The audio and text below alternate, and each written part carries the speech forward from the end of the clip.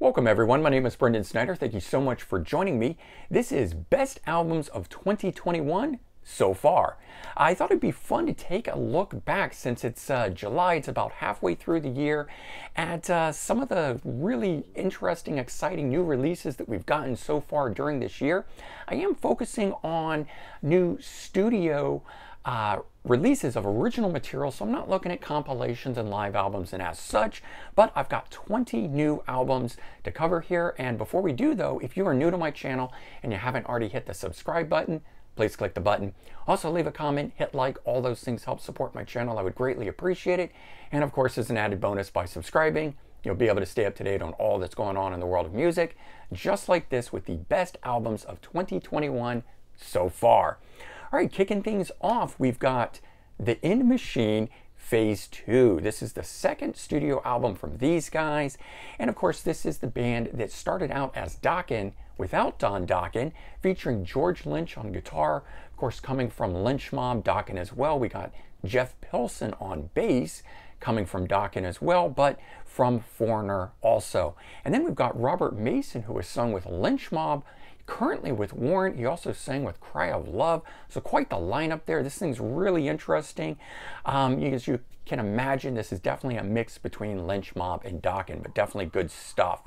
All right, coming in at number 19, we've got Sweet Oblivion, Relentless, second studio album from these guys, and this one here features Jeff Tate on it, of course former Queensryche vocalist, and the sound of this album here is returning Tate back to that more classic Queensryche sound. So, you know, the band had veered away when he was with Queensryche away from that, but this is definitely returning him back to like a Rage for Order sound, so good stuff on here as well.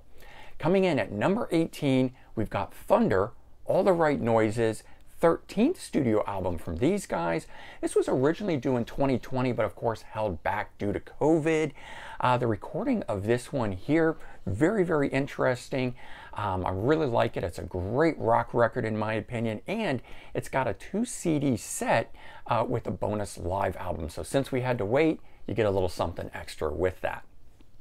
Coming in at number 17, Myles Kennedy, Ides of March, Slash and Alter Bridge vocalist doing this one here, second solo album by him.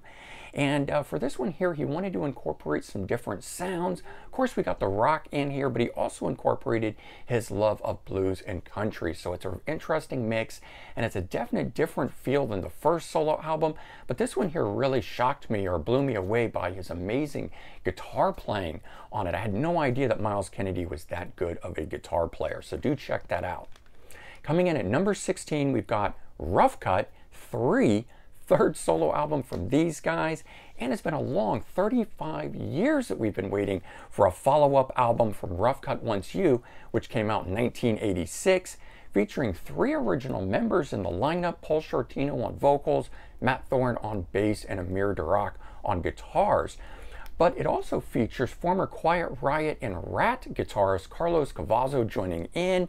Interesting thing, the liner notes does cite all 5 original Rough Cutt members playing on the album.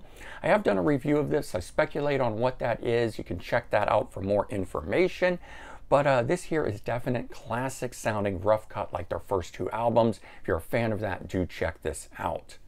Coming in at number 15, we got Joel Hoekstra's 13, Running Games, second solo album from this guy, former Night Ranger guitarist and current Whitesnake guitarist. The album itself features an all-star cast. We got Russell Allen on vocals, Tony Franklin on bass, Vinny Appice on drums, and Derek Sherinian on keyboard. So quite a lineup here. It sounds really great. It's more consistent than the first solo album that he did, so if you're a little put off by the inconsistencies of that album like I was, this one here is for you. Coming in at number 14, Tomahawk, Tonic, Immobility, really great 5th studio album from these guys, and first in 8 years. The band itself features Mike Patton on vocals, coming from Faith No More, Mr. Bungle. Definitely leans more towards the Faith No More side, but I know there's a lot of Mr. Bungle fans out there, so hopefully you'll enjoy this too.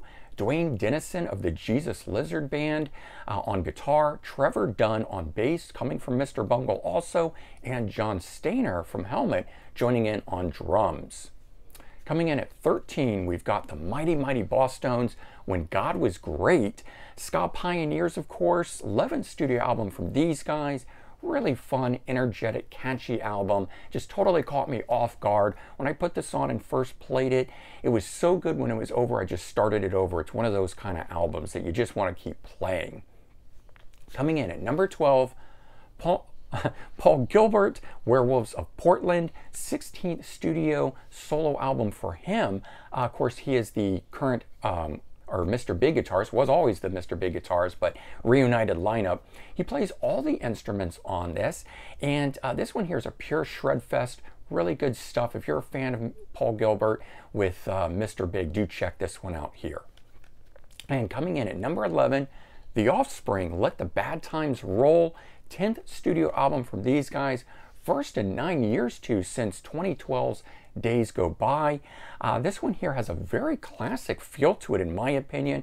And while the album itself still has the core punk sound to it, they do experiment as they always do. We get some surf rock, some pop, some jazz, and some orchestration elements mixed into this, really making for an interesting album in my opinion. All right, we're down to the top 10 here, and coming in at number 10, we've got Gilby Clarke, The Gospel Truth, former guitarist for GNR and of course Kill for Thrills, 5th studio solo album for him, and first in 20 years since 2001 Swag. So very long time. Swag's also an excellent one. Do check that one out too if you're not familiar with it. But this one here, just a great straight ahead rock and roll record. If you're looking for something that just rocks, check this out. Coming in at number 9, Smith Kotzen, self-titled release, debut studio album for these guys.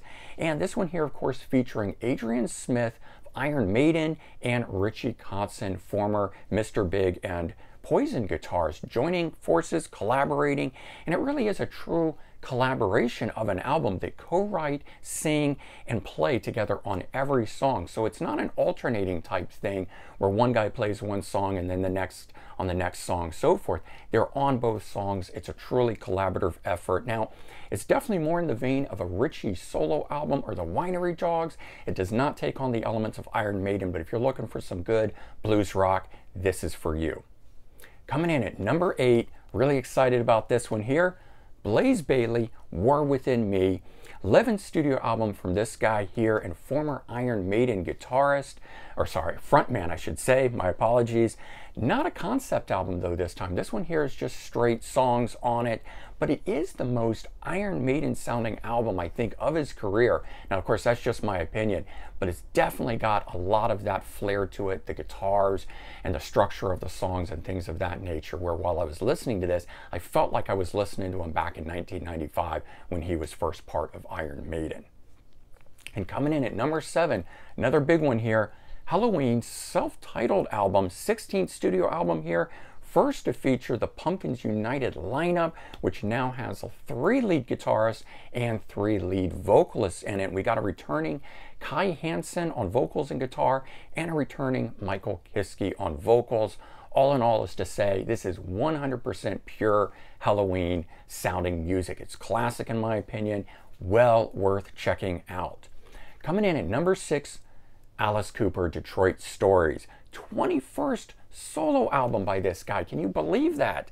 28th overall album. I mean, this guy is a workhorse.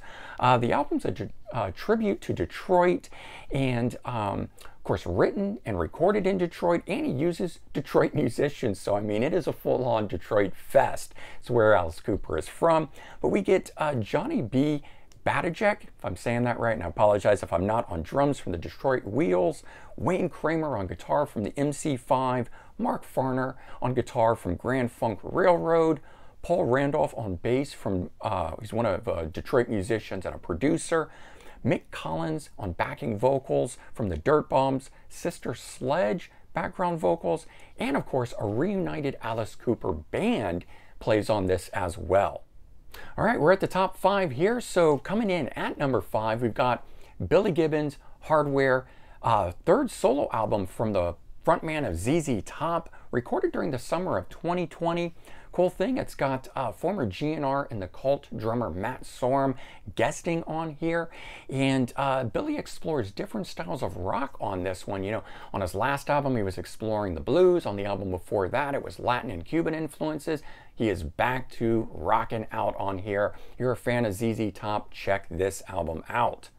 Coming in at number 4, we've got the Dead Daises, Holy Ground, 5th studio album from these guys, and first to feature Deep Purple and Black Sabbath. Glenn Hughes on bass. You know, he's a former member of those bands, but you know, he's coming in on bass and vocals. And we've got also, of course, Doug Aldridge from Dio and White Snake on guitar, Dean Castronovo from Journey on drums, and of course the always present band leader David Lowery on guitar. Just an absolute scorcher of an album, top to bottom, great smoking album. You know, I can't say enough about this, really, seriously. Everybody stands out. Amazing guitar, amazing bass work, amazing vocals, everything on this is good. Coming in at number 3, we've got Cheap Trick, In Another World, 20th studio album from these guys. These guys are real workhorses too. Another album that was due in 2020 but held off due to the pandemic. Not surprised, but one of the band's strongest albums in the last 20 plus years in my opinion. Every song is a standout on here from start to finish. It is a solid rock album. Coming in at number 2, Dennis DeYoung, 26 East Volume 2, 8th solo album from this guy. Of course, he was the former Styx frontman for many years, and it is the follow-up to 26 East Volume 1, which he released a year ago in 2020. He does say this is his last studio album, final album release from him, but at least he is going out on top. This one here is pure Styx style sounding album from him.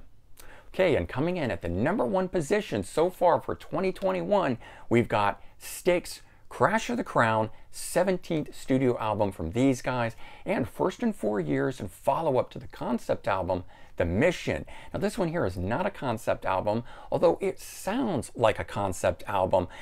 This one here has a theme behind it in the sense that what they wanted to do is take as many song ideas and different parts of songs and try to combine them into one song, making it sound like it all goes together. So the album itself is very complex. It's constantly changing, which for me makes it really interesting. And this is why, for me at least, it is my number 1 album so far of 2021.